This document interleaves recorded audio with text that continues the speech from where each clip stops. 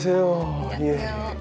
예. 여기가 은퇴 후에도 내 돈으로 생활하는 방법을 알려준다는. 내돈내산 은퇴 생활이 맞나요? 네, 맞습니다. 잘 찾아오셨습니다. 참 어려웠어요.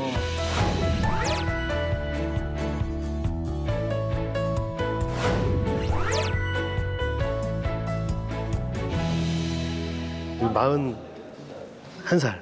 네, 맞아요. 다 그러면 지금 딱 이제 고민할 때죠. 그럼 그렇죠. 그죠? 네. 좀 늦었나? 늦었다고 생각할 때가 시작할 때입니다. 그럼 오늘 너무- 잘 오셨어요. 감사합니다. 일찍부터 은퇴를 준비하시는 모습 너무 좋으신데요? 제가요? 네. 그렇게 됐네 벌써. 근데 노후를 준비하려면요, 일단 먼저 짚고 가야 할 것이 있어요. 네.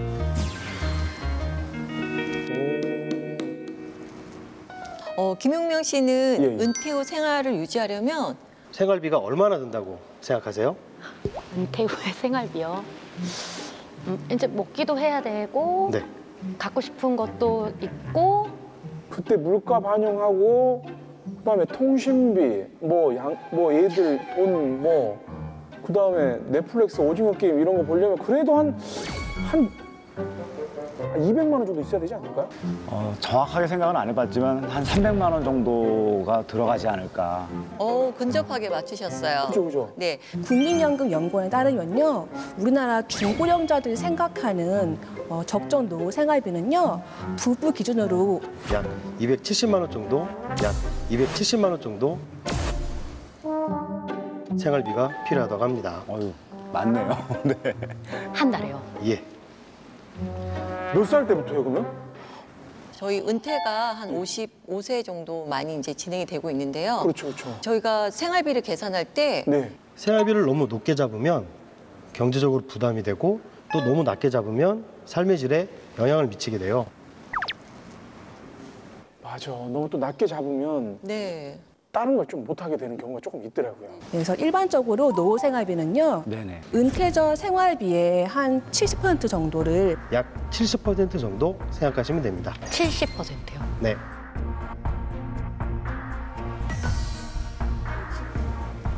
혹시 신지 씨 생활비를 얼마나 쓰고 계세요?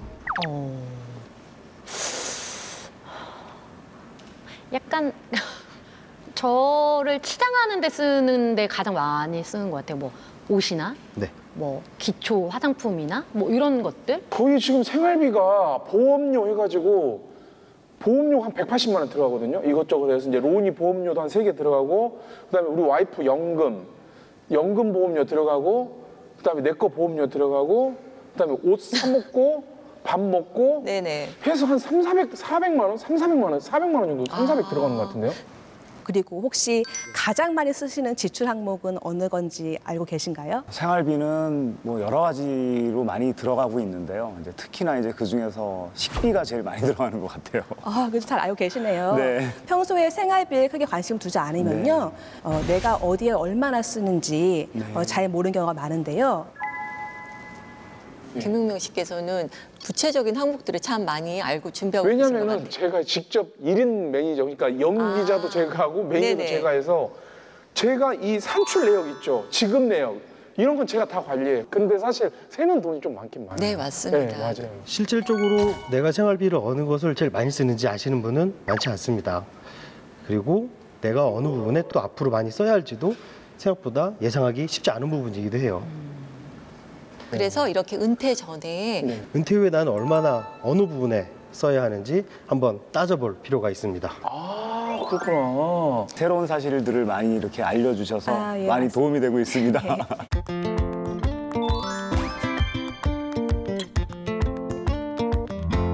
그러면은 어떻게 그걸 또 준비하고 마련해야 되나요, 그런 거를? 은퇴 후 생활비를 먼저 계산해 보려면요, 현재 얼마나 쓰고 있는지를 먼저 아셔야 하는데요. 은퇴 후 갑자기 생활비를 줄이는 건 생각보다 쉽지가 않습니다. 그렇죠. 은퇴하면 이제 오히려 더 늘어나겠죠, 사실 어떻게 보면. 그죠? 은퇴하셔가지고 생활비에 이제 늘어나는 항목들이 좀 전보다는 달라지게 되시는데요. 네. 은퇴 후에 지출 부담이 더 늘어날 항목은 없는지 미리 살펴보고 계획적으로 준비하시는 게 필요합니다. 은퇴 이후에도 필수적으로 들어가는 가계 지출 항목들이 있습니다. 그렇죠. 김민호 씨는 혹시 은퇴자들이 가장 부담이 되는 항목이 뭐라고 생각하세요? 뭐 취미 생활이나 아니면 먹는 거? 아무래도 이제 노령이 되다 보면 네. 이제 병원비가 좀 많이 들어가지 않을까 저는 그렇게 생각이 되는데요. 은퇴하시는 분들이 네네. 가장 좋은 그거 저거죠. 네. 그 본인이 예를 들어서 뭐 여행이면 여행, 아, 네. 뭐 어디 먹고 싶은 거 먹는 거 이게 가장 왜냐면 의식주가 가장 돈이 많이 들어가요. 정답입니다. 제가 벌써부터 그러고 있거든요. 네, 지금. 맞아요. 조사한 바에 따르면 네. 가장 많이 들어가는 건 역시 식비입니다. 잘 먹어야 되니까요. 네, 1위가 식비고요. 2위는 월세를 포함한 주거 관리 비용이고요. 3위가 의료비 항목이 많이 들어갑니다. 근데 아무래도 은퇴 후에 소득이 줄어들어도 먹고 사는데 들어가는 비용은 뭐 달라지지 않기 때문인데요. 의료비 같은 경우에는 건강에 문제가 생길 경우에 네네. 발생하는 금액이기 때문에 항상 준비는 하고 있어야 돼요. 여기에 주택담보대출이 있다면요. 네. 주거 관련 비용이 훨씬 많이 들겠죠. 그렇죠. 더 넓게 보면 주택 보유에 따른 세금도 이에 포함이 되는데요. 세금. 만약에 은퇴 이후에 어떤 내 삶이 그 주거 관련 비용으로 경제적 부담이 된다면은 은퇴 전부터 미리 이런 주거 비용을 좀 줄이기 위한 네. 주거 이전 계획도 한번 고려해 보셔도 좋습니다. 근데 저기 우리 자산 NH 투자증권 네네 정보관이시죠? 맞습니다. 은퇴하는 사람 이제 내가 그게 고민이 되더라고. 은퇴하는 사람이 지방으로 내려가서 거기 살 것인가? 근데 그 은퇴한 사람이 여기에 자가가 집이 있어서 그거를 월세를 받으면서 그러니까 귀촌 생활을 할 것인가? 그런데 한 가지 놓치신 게 있어요. 뭐죠? 귀농 귀촌도 중요한데요. 배우자분과의 상의가 중요하세요. 거기 상의가 전혀 안 돼 있어요. 예. 왜냐면 여자분들은 익숙한 이 삶에서 또 벗어나는 게 싫으셔서 그런 것들이 먼저 진행이 되셔야 돼요. 맞습니다. 그렇구나. 예, 혹시 김민호 씨는 취미가 어떻게 되시나요? 취미는 이제 운동도 좋아하고요. 그리고 제일 좋아하는 거는 이제 음악이나 원래 음악을 했었으니까 음악이나 또 공연이나 이런 쪽에 관심이 많고 또 미술 관람 공연 네. 관람도 굉장히 좋아하고요. 네. 저는 취미가 지금 약간 낚시 조금 하고 있고요. 네네. 네, 낚시하고 있고 지금 주변에 골프를 많이 치더라고요. 그래서 골린이라고 그냥 네네. 조금 지금 배우려고 막 이렇게 하고 있는 그게 약간 솔직히 좀 취미이긴 취미입니다. 저요? 없어요, 취미가. 집에서 멍 때리기? 사진도 많이 찍으시고 좋은 데도 많이 가시고 서피비치도 가시는 걸로 제가 다 촬영하러 가는. 촬영하러요? 네네네네. 그럼 여가를 촬영으로 하시는 건가요? 일과 동시에 하는 게 저는 대부분이지 따로 시간을 빼서 이렇게 여가 시간은 잘 하지 않는 것 같아요. 저는. 실제로 은퇴를 하게 되면 여가 시간이 많아질 수밖에 없습니다. 그렇죠. 그래서 은퇴를 앞두신 분들은 은퇴 후에 여가 시간을 어떻게 보내실지 아마 한 번쯤 좀 생각해 보셨을 거예요. 네, 네. 그러면 고려하실 사항이 어떤 게 있을까요? 여가 시간이 많으면 최저 비용으로 가장 나의 어떤 스트레스나 바이오리듬을 이렇게 높일 수 있는 그런 운동을 배워야 되지 않을까요? 네, 운동을 배워야 되는데 거기에 가장 필요한 게 여가 활동비죠. 여가 활동비. 하기사 테니스 하나 배우려고 해도 테니스 라켓이 또 막 고가고 비싸고 네. 낚시 배우려고 해도 낚시가 비싸고 이러니까 그런 걸 좀 준비를 하긴 해야 되겠네요. 네, 맞습니다. 여가 활동비는 개인의 성향이나 재무 상황에 따라서 편차가 많이 큰 비중을 차지하고 있습니다. 그래서 만약에 뭐 음악 감상을 하시거나 이제 이런 네. 거에는 사실 비용이 크게 부담은 그렇죠. 안 되시죠. 근데 경우에 따라서는 뭐 이렇게 골프를 좋아하시는 분도 네. 계시고 아니면 뭐 해외 여행을 좋아하시는 분 두 계시니까요. 개 다 좋아합니다. 그러면 이제 또 그런 항목은 또 네. 비용이 좀 부담되실 텐데요. 네. 본인이 은퇴 후 활동하면서 예. 여가 활동을 하실 때 네, 개인 경제 활동의 경제 수준에 맞는 네. 여가 활동을 할 수 있는 걸로 여가 생활의 취미를 바꾼다거나 비용을 줄인다거나 여러 가지 방법 등이 필요합니다. 그러니까 원래 내가 좋아하던 것도 은퇴 후에는 조금 더 덜 들어가는 그렇죠. 여가 생활로 바꾼다는 거죠. 내가 경제 활동을 하면 지름신이 오면 만날 수 있어요. 그렇죠. 근데 경제 활동을 하지 않으면 지름신을 참 참아야 됩니다.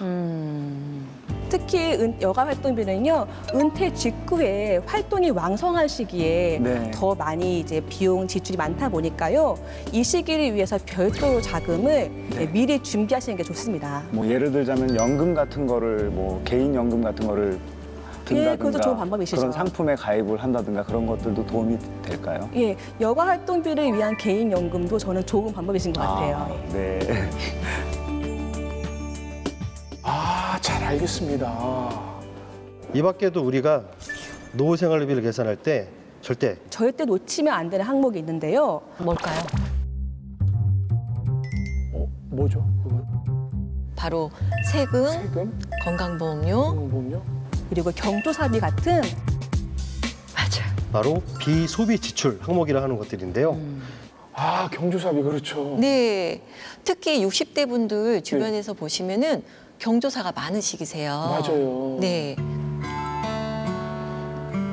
60대 자녀분들 이제 결혼하시는 분도 있을 그쵸. 거고, 그리고 갑자기 또 이제 안 좋은 일을 당하시는 분들도 있을 거고. 네. 그래서 오히려 그 전보다 더 경조사 비용이 더 많이 지출되는 시기이기도 해요. 네. 혹시 김영명 씨는 은퇴 후에 경조사비가 발생을 한다면 어떻게 그대로 유지를 하실 건가요? 아니면 좀 금액을 줄이실 건가요? 일단은 그걸 어떻게 하지? 근데 사실 약간 60대 이후도 내가 노동을 할 수 있다면 네네. 그 노동에 대한 대가를 제가 이제 그걸로 이렇게 사용을 하겠는데 그게 안 된다면은 경조사비를 어느 쪽으로 마련을 해야 돼? 미리 그 모아놓은 돈을 해서 이렇게 뺄 수밖에 없는 건데. 저는 근데 받은 만큼은 그대로 드려야 된다는 게 이제 원칙이어서요. 저는 좀 어렵겠지만 유지를 해야 되지 않을까. 만약에 제가 은퇴를 하고 소득이 없는 상황에서 지금의 지출 상태로 경조사비를 지급한다면 그러면 어떻게 해야 되지? 그럼 줄여요? 갑자기 줄일 수도 없잖아요. 줄일 수 있는 수준으로 줄이는 게 가장 현명한데요. 또 네. 이 사람 관계에서 그렇죠. 내가 받은 게 있는데 그러니까요. 줄인다는 게 쉽지 않잖아요. 그쵸. 그렇기 때문에 그 항목을 따로 준비해 놓는 것도 하나의 방법이에요. 그러니까 경조사비를 지출하기 위한 그거를 미리 마련을 해두. 맞습니다. 사실 은퇴 후 생활비의 절반은 경조사비로 나간다는 말도 있어요. 네. 그 정도로 많은 은퇴자분들이 실제 많이 고민하시는 부분인데요. 네네. 노후 생활비 계산에 있어서 네. 비소비 지출 항목에 대한 점검을 꼭 해주셔야 합니다. 그렇구나. Bringing out the fire, bring on all the lightning. 'Cause I'm looking for a hero, look inside the mirror. I found one, oh, carry the hurt. I just wanna celebrate. I just wanna celebrate. 'Cause it's a good